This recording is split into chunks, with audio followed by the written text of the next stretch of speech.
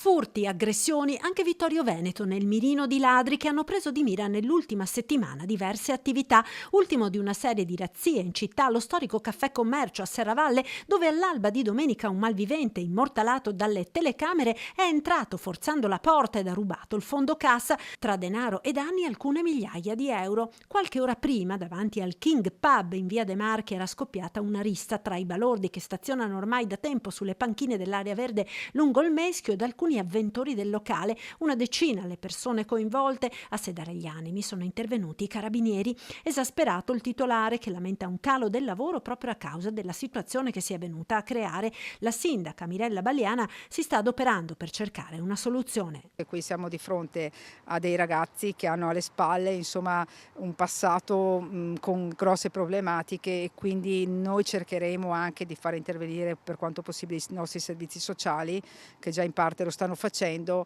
e penso che l'ambito territoriale, insomma, così debba dare delle risposte un po' diverse rispetto a quelle che sono state date finora. Se in questo caso il problema a monte è di tipo sociale, pur con delle ripercussioni di ordine pubblico come è accaduto sabato sera, altro invece è quello delle bande di ladri che negli ultimi giorni anche a Vittorio Veneto hanno preso di mira attività commerciali. Cosa possono fare le amministrazioni comunali? Non tantissimo. Dal nostro canto stiamo innanzitutto implementando quello che è il servizio di videosorveglianza.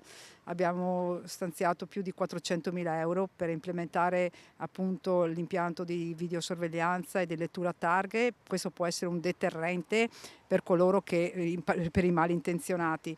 Detto questo, pattugliamento della nostra forze di polizia locale nei momenti, insomma, che sono in servizio, la collaborazione con le forze dell'ordine che continua in modo serrato, anche confrontandoci ogni giorno, e l'ultima cosa che ci rimane da fare è un appello, insomma, alla prefettura e alla questura per un rinforzo anche sui nostri territori di quella che è la presenza delle forze dell'ordine. La sindaca ha scritto al prefetto affinché i rinforzi di carabinieri e polizia vengano a supportare non solo il capoluogo della Marca, ma anche i comuni della Pedemontana, dove comunque si stanno intensificando i reati predatori. Magari sono meno gravi rispetto appunto al comune capoluogo, però ci sono, si stanno intensificando, e naturalmente noi dobbiamo cercare di prevenirli in tutti i modi, e quindi sì, anche i comuni, voglio dire, come Vittorio Veneto, Conegliano e nella zona alta del Trevigiano vanno naturalmente attenzionati dalla parte degli organi competenti.